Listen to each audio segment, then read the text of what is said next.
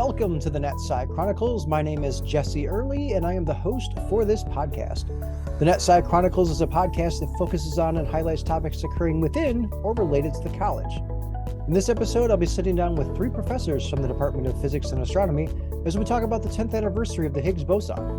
We'll go into discussion on the Large Hadron Collider, as well as discussion on the ALICE experiment. What are all of these things and why are they important? Stay tuned to find out.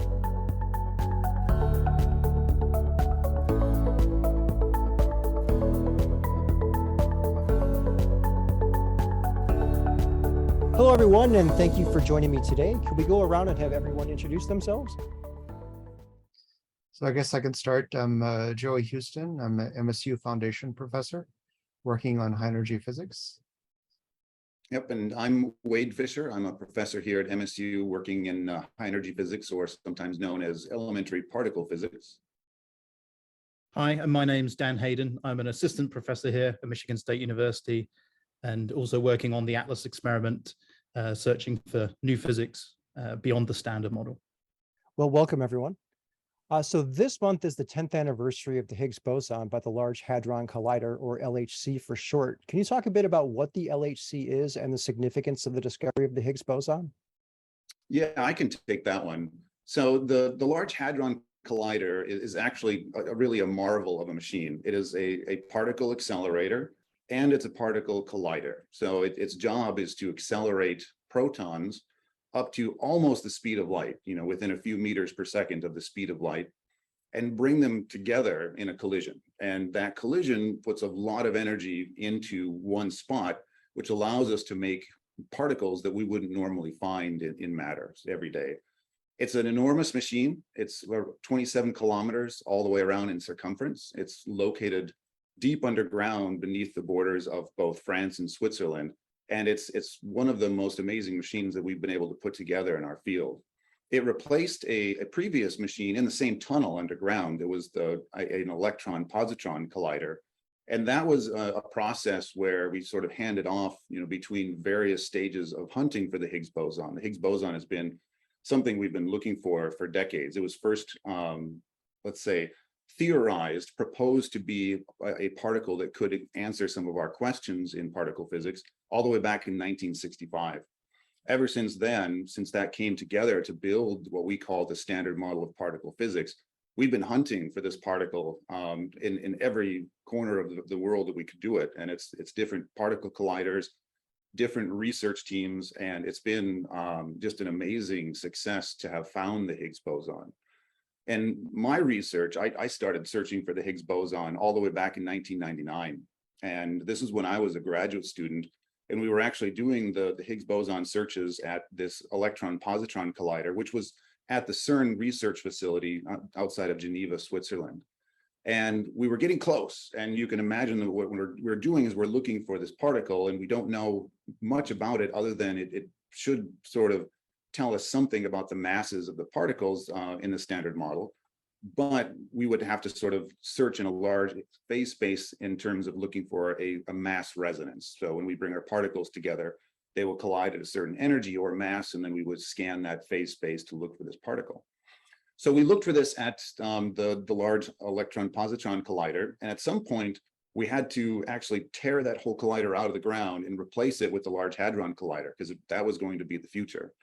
So at that point, I actually took my efforts back from Geneva, Switzerland, to the United States to a particle laboratory, particle accelerator laboratory called the Fermi National Accelerator Laboratory. And that one's about 45 miles west of Chicago. So I spent from roughly 2003 until 2014 working at that collider, which was called the Tevatron. And that was sort of the next frontier in searching for the Higgs boson. We were building the Large Hadron Collider, and we were searching at the Tevatron. So we're putting together teams there to essentially do a comprehensive search at the energies that we could reach at that collider. And we were almost there. So we got up to the point where scientists would say that we had evidence for the Higgs boson, but we couldn't prove it beyond a reasonable doubt. So that was something where we had to pass the torch then to the Large Hadron Collider. And what happened in that passing of the torch is there was an enormous number of people at the Large Hadron Collider experiments who had been training for years to do this. It was sort of like going through a dress rehearsal for this search. The moment they turned on the accelerator, they were back and looking at data and essentially trying to find the same particle that we had seen evidence for at the Tevatron. So that was really the role of the LHC, is to really bring us up to a much higher energy and open up the phase space for searching for this particle. I should probably let Joey say something about the significance of the Higgs boson discovery, actually. Sure. I would say that over a span of about 50 years or so, that as high energy physicists, we were putting together something called the Standard Model. It's a way of trying to unify our picture of high energy physics, taking into account the discoveries that have taken place, from the 1950s, up to the 2000s. And so this Standard Model, encompassed the fact that there are 3 generations of quarks, 3 generations of leptons. The top quark, for example, was discovered at the Fermilab Tevatron by experiments that both Wade and I were involved in. So this was incredibly successful, the Standard Model, but on the other hand, there was one piece of it that had to exist, a centerpiece, without which the Standard Model really wouldn't continue standing, which was the Higgs boson. And so we didn't know what its mass was. We knew what a range of masses that it could have. And so this was a very high priority, as Wade said, at the LEP accelerator, at the Fermilab Tevatron, and later at the Large Hadron Collider. This was perhaps the most intense effort among all the physics studies at the Large Hadron Collider. And as you mentioned in the introduction, it all came together on July 4th in 2012 with the accumulation of evidence by both the ATLAS and the CMS experiment. This showed that, yes, there was something at a mass of 125 billion electron volts that appeared to be the Higgs boson. So that was the discovery of the Higgs boson and a number of channels.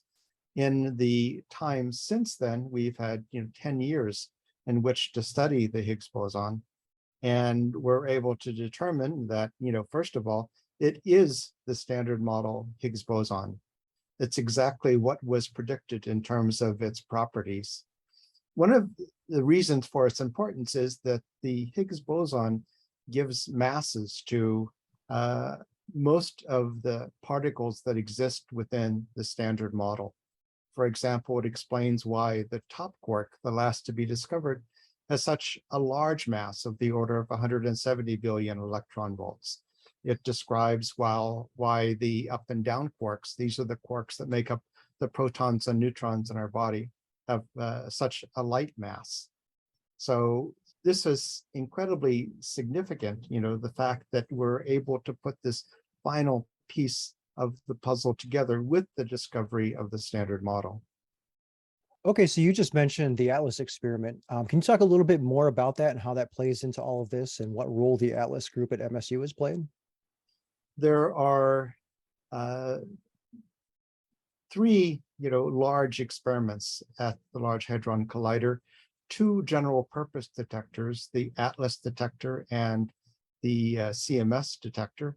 And then there's another experiment called LHCb, which is more specialized in heavy flavor physics. So each of these collaborations is huge, right? We're talking of the order of thousands of physicists. So the collaborations are huge. The experiments themselves are huge. So for example, the ATLAS detector, is basically the height of a 6-story building.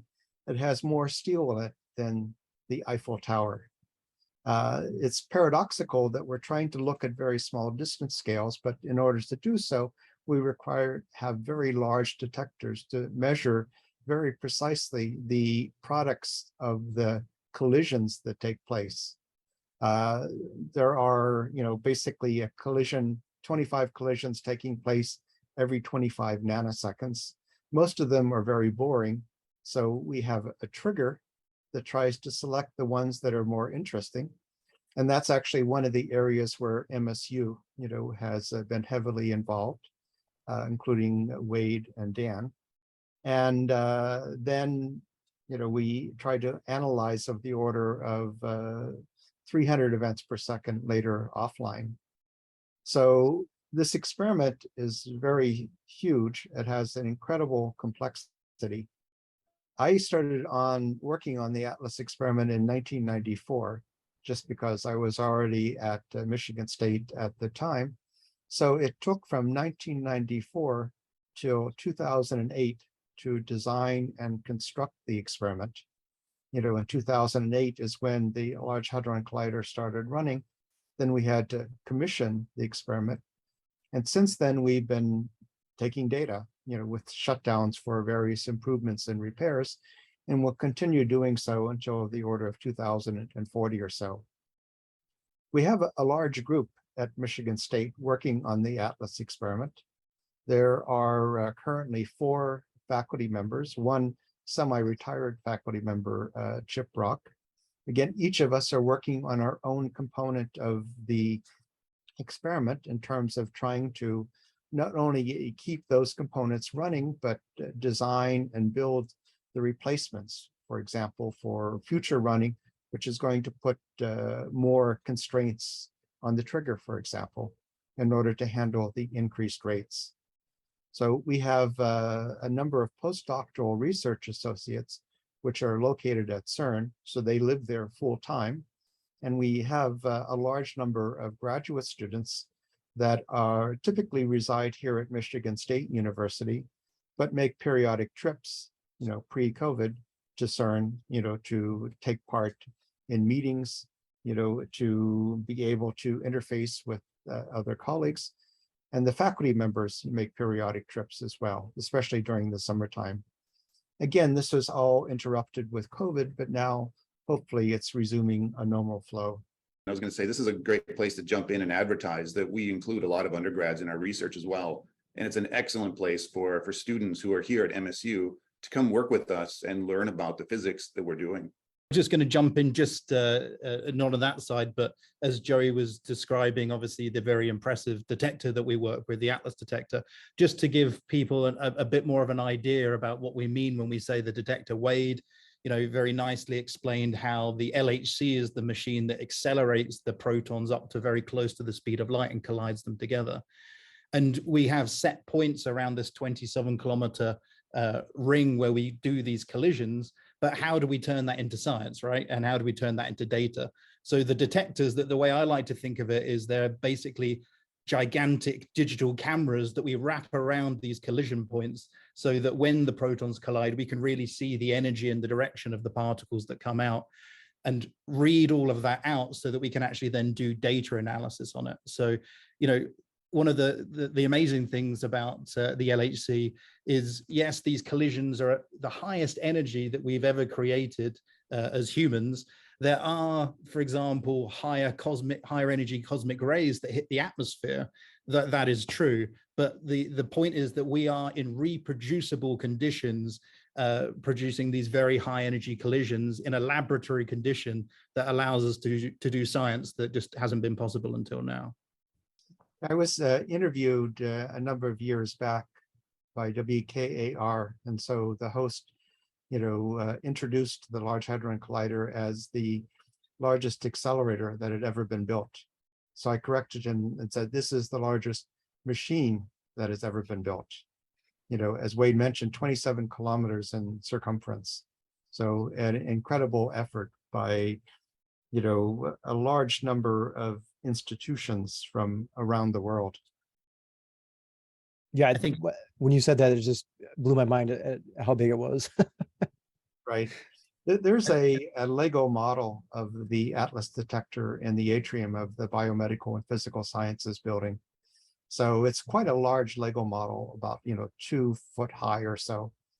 And I always like to make the comment that if you try to build a Lego model of the Large Hadron Collider itself to the same scale as this Lego model of ATLAS, that the Lego model of Large Hadron Collider would completely encompass the FRIB, footprint, on the MSU campus. Just the last thing I wanted to add there, because Jerry mentioned the institutions. I have these numbers lodged in my head. It's 180 institutions are in over 38 countries around the world. So the thing that, particularly for me, and I think also the postdocs and graduates and everyone, is that this is really an international collaboration, right? It's a huge world scientific effort to come together, and the MSU is a big part of that. I think is fantastic. Yeah, it covers every continent except for Antarctica.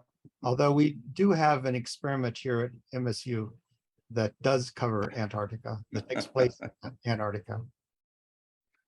That's called the Ice Cube experiment. Very appropriately named, I think. Okay, so my next question here is, you may have answered this a little bit with the first question, but what have we learned about the Higgs boson so far, and why is there still work to be done there? So as I mentioned, we came up with convincing evidence, both the ATLAS and the CMS experiment. The convincing evidence means at the 5 standard deviation level. And that happened in July of 2012. We continued to take data, after that. First of all, because finding the Higgs boson was just one of the many physics, searches, physics measurements that were planned at the Large Hadron Collider. Sort of the big ticket type of item, but there's many other things that we want to try to understand with more precision as well. During those 10 years, we've accumulated a much larger sample of Higgs bosons in a wide variety of decay modes that have allowed us to understand better exactly the properties of the Higgs boson. I'd mentioned that this is the standard model Higgs boson, which means that it has the quantum numbers, and the couplings to the various quarks and leptons that are exactly what you would expect from the standard model. So this is a great success. On the other hand, we know that the standard model is not the whole story. The standard model is incomplete because there are so many questions that have to be answered that cannot be addressed by the standard model. For example, why are there 3 generations of quarks and leptons and not 2 or 4? Why does the Higgs couple so differently to the different masses of quarks? We know that most of the universe is composed of matter that's not standard, right? That's not normal. That's not the kind of matter that makes up us, and our solar system. There's dark matter, which we really have no idea what it is, except it doesn't shine, so it's dark. And there's dark energy, which we really have no clue what it is. And together, they make up about 95% of the content of the universe. We don't know what they are. For dark energy, that's more of a cosmological, problem to try to understand it. But it's possible that dark matter particles could be produced at the Large Hadron Collider. And that's a large part of what the kind of analyses that have continued. For myself, almost all of my research at the LHC has been concerned with the Higgs boson, and in particular, I'm very interested in Higgs bosons that are produced at very high transverse momentum. So high transverse momentum means probing smaller distance scales. And so if there are new physics involved, then it might be possible to be able to uncover this new physics by looking at these smaller, smaller distance scales. One of the, maybe I should mention this, what is the significance of the Higgs boson? By knowing the mass of the Higgs boson, by knowing the mass of another, by a type of quark called the top quark that was discovered at Fermilab, we have a hint about the fate of our universe. Because of the 2 particular values that these masses have, we can say that our universe is in a metastable state. What does metastable mean? Well, I don't know if you can see my pen here, but presumably I could balance my pen, on its point, but it's unstable, right? Any perturbation is going to cause it to fall over. So our universe is kind of like that as well, in the sense that the current vacuum state that we're in is unstable, it's possible for the universe to tunnel into a vacuum state with a lower energy. That's like being in one valley and there's another valley over here. And if I was just talking about a ball, the ball rolling up, if it didn't have the kinetic energy, you couldn't pass over the mountain to get to the lower valley. But because this is quantum mechanics, our universe could tunnel through the barrier into the lower energy state. And that would mean that the laws of physics would be completely different, meaning that we wouldn't continue to exist. And so that's a very important question to try to understand this. Is the universe really metastable, or is there some new physics that comes in that restores stability to the universe? And again, that's one of the things that by looking at Higgs boson production at high transverse momentum, you might be able to get some clue, as to what the future has in store for us. Just maybe to interject again with a funny conversation I had with a friend, and I think it's something that not everyone realizes, that when we made the discovery of the Higgs boson, my friend said to me, "Oh, so you produced a Higgs boson and then you claim the discovery and that's it, right? You're done." But without going into all the conversation about statistics, we really have to produce hundreds and thousands and millions of these Higgs bosons to really be able to study it in this exquisite detail. So the reason you keep collecting data and keep on studying the Higgs boson is it's almost like the more of these Higgs bosons you produce, the better the resolution that you can really look at the Higgs boson and understand its nature. And that's why these studies continue to be interesting and continue to require careful study. As we're talking here, I realize that maybe it'd be useful to have an explanation of the Standard Model on maybe more layperson's terms. We're going into the weeds just a little bit. And one of the things that I would try to explain to say what the Standard Model of particle physics is, it's really the culmination of the scientific method over many years. We started basically knowing nothing and had to build up a theoretical model to help understand what it is that we're dealing with in terms of the elementary particles and the forces between them.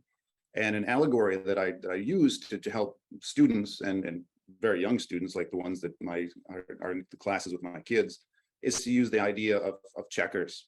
Students at a very young age will learn checkers. They look at a checkerboard and they know the rules of the game. They play with their friends, but eventually they're introduced to chess.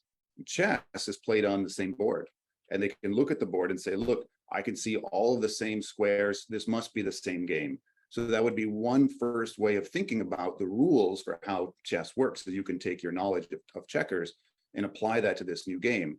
But then as you watch, immediately you see that some of the different pieces on the board will do something different in chess than they do in checkers. So you learn something and you add something new to the picture. And now, if you've watched long enough, you've taken enough data, you really start to be able to put together the rules to chess without anyone ever having to tell you the rules. And that's the role that we're in, is that the universe knows the rules of how particles interact with each other. We're trying to put together a mathematical model that helps us understand that.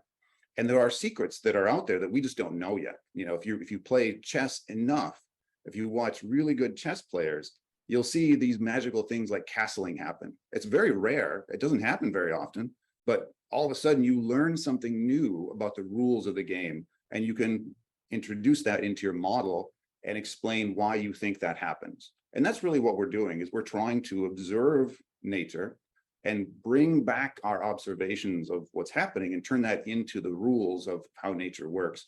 And that's really what the Standard Model of particle physics is.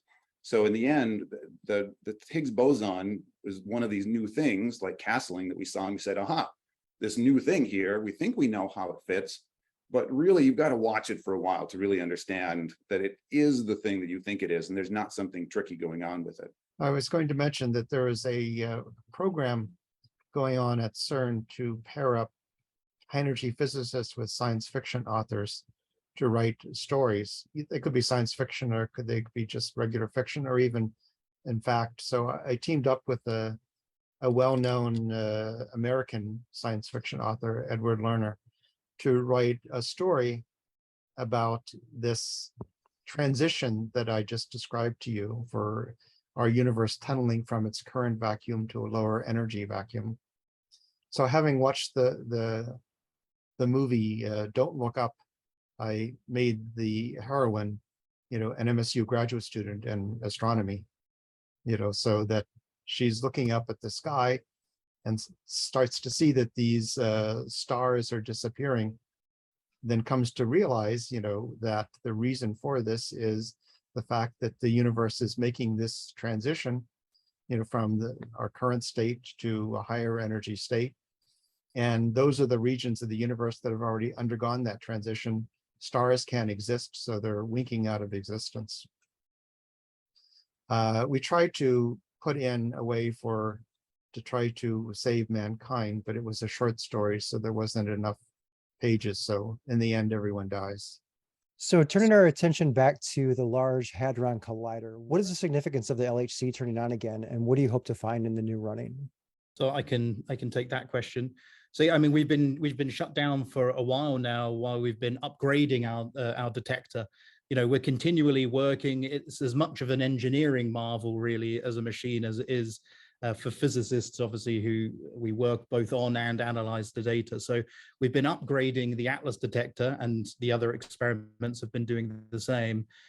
So that now when we turn the machine back on again, which is going to be an even higher energy than we were previously running at. So we've been slowly, as we've been getting to learn and know more about the machine, tweaking it and getting as much as we can out. We're now at even higher energy than we were running at before.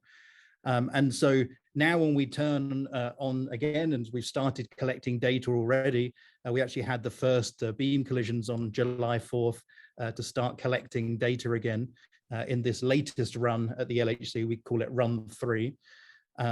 So there are many hopes and expectations still for what we might see. Joey talked a little bit about some of these other extensions of the standard model that we're searching for.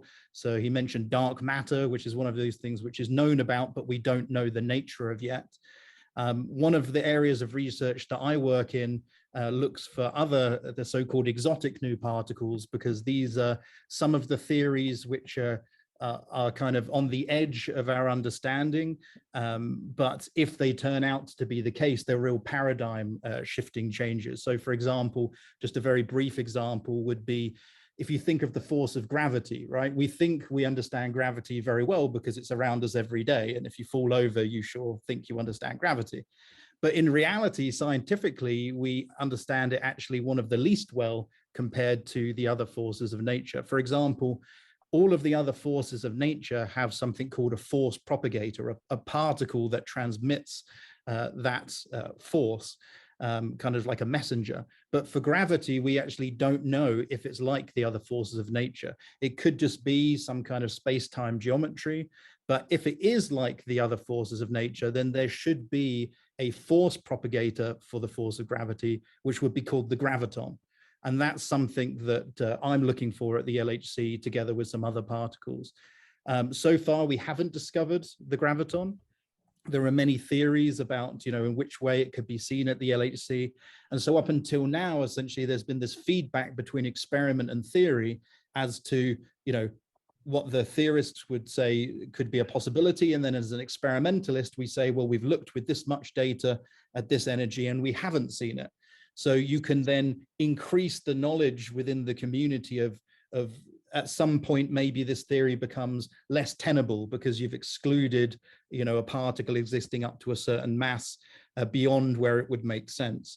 But there are still plenty of regions where these kind of searches might turn up some of these new particles. So we're still very hopeful. And the key now is that we have so much data in our hands. We almost have so much data that it will take us, decades to actually analyze it all in the amount of detail that we can. So now with the advent, and this is particularly exciting for new graduate students and postdoctoral researchers, we're really starting to lean into these new data science techniques of machine learning algorithms and so forth to train algorithms to understand more about the particles that we're seeing as a result of these collisions at the LHC. So with the wealth of data we have, we're really trying to get even more out of the data to see things that we might have not naively seen when we first switched on the machine. So there's still a lot of buzz and excitement around the possibilities of the data that we're starting to collect now. Yeah, there's something interesting in part of that question that you asked, Jesse, is that we're turning the machine back on. So a good question is, why was it off? And there's a couple answers there.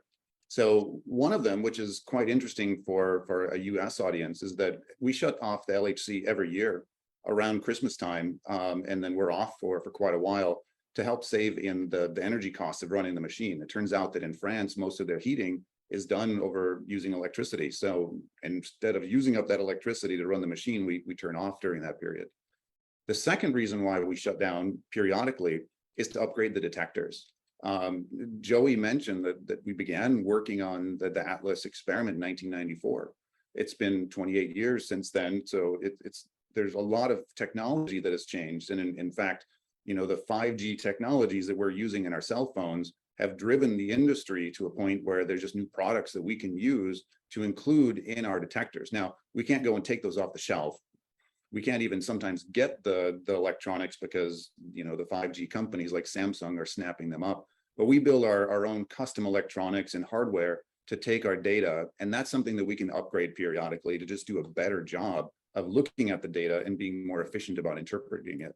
So right now, what we've just done is we've finished up a big upgrade, and we're commissioning it right now, trying to understand the new hardware, try to make it work the way that we want it to. And once that's going, then we'll be able to take data much more efficiently than we did before, doing a better job of separating out the things that are interesting versus the things that aren't. Because Joey mentioned the trigger, we have to throw away 99.99975% of all of the collisions because we just can't write them to disk fast enough. It's just too much data.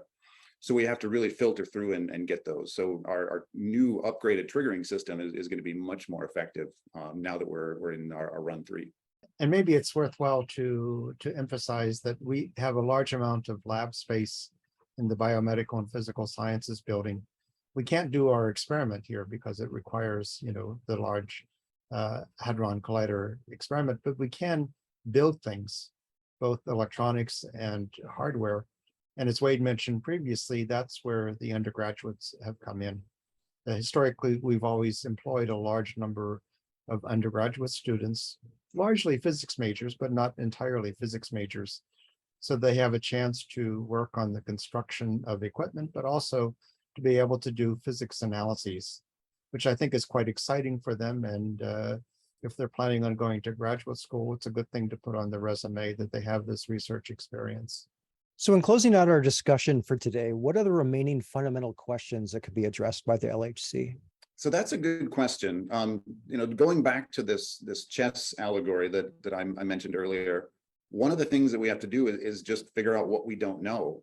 If we take the standard model of particle physics and just take it at face value and say that this describes everything, we can go into corners of the standard model and make predictions. And those predictions generally are pretty good. But if we ask the standard model to make 2 simultaneous predictions, sometimes involving top quarks or W bosons in the Higgs mass, they don't quite all fit together. You have to sort of make some assumptions or sort of stretch the model in a way that doesn't really make sense. So we kind of think, as we've been discussing here, that there's more to the story. So one of the things that we're doing is we're trying to, you know, turn over every stone possible. There's thousands of researchers that are working at the LHC. They're all doing something slightly different, but sort of like a large symphony orchestra working together, trying to figure out where the hidden pieces are. And that's one of the things that especially Dan is working on right now in terms of trying to tease out some of the aspects of some of these models that could replace the standard model. And that's probably a place for Dan to jump in here. Yeah, I mean, exactly as Wade was saying, this is an area where there are many teams on the LHC looking in many different ways to leave no stone unturned. You know, you can only have a certain amount of people looking in one place, but as we have such a large collaboration, we can try and simultaneously look in many of these areas. One of the things that I'm also working on is really trying to see where we can draw common threads between these different analyses to really sum up the knowledge that we have to try and have even better sensitivity to some of these kind of new physics phenomena that could exist than they do when you only look at them separately.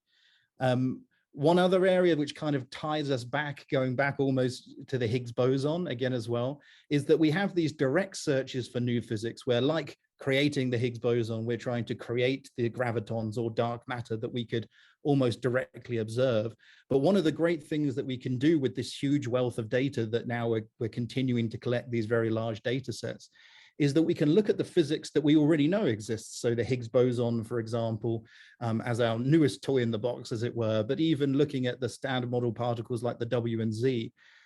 Now that we have so much data, we're getting such a precise view of these particles that you might just start to see very small deviations from the standard model in how these particles behave. And these very small deviations then give you indications of where these other new physical phenomena might be coming in, and will help point us in the direction of where we want to look more precisely for these other particles. So it's kind of looking for something completely new, and at the same time studying to ever greater precision what we already know to try and give us hints of where to look next as well. So these are really, there are many big open questions, and we're trying to cover as many of them as possible at once. And I would say that there is in order to fully exploit the physics at the LHC, there's a partnership between experimentalists, such as us three, and theorists. So the theorists are doing the calculations to try to allow us to better understand the data that's coming from the LHC. There's a competition, right? So the LHC data precision is getting better, and the precision of these calculations is getting better as well. And together they can allow a full understanding of the physics of the LHC and of our universe. So in addition to having a strong experimental group on the ATLAS experiment, there's a very strong theoretical group here that's involved in making these precision predictions.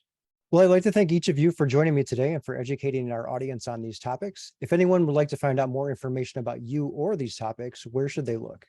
One of the first places to go to is the CERN web page. And CERN has a really fabulous outreach effort. You can find it at home.cern, that's home.cern, and it's a really good place to start and learn about all the wonderful things that are happening at the laboratory. And we should point out that the World Wide Web was invented at CERN in order for high-energy physicists such as us to be able to transfer data and to communicate with each other. And I believe that home.cern.ch is the first website in the world. Yeah, if you go down the hall at CERN, you can see Tim Berners-Lee's office. You can see a plaque on the wall which said, "This is where the World Wide Web was born." So it's very nice. Usually your reaction is, Tim Berners-Lee had such a cruddy office. Also, just talking about websites, there's the MSU website where you can go and learn more about the Atlas Group. And then I also have a Twitter handle, which is just Dan Hayden CERN, where I try to tweet about any MSU activities that are going on if anyone is interested in, and papers that come out related to our work from the Large Hadron Collider. Sounds good. Thank you again for everyone for joining me on today's show.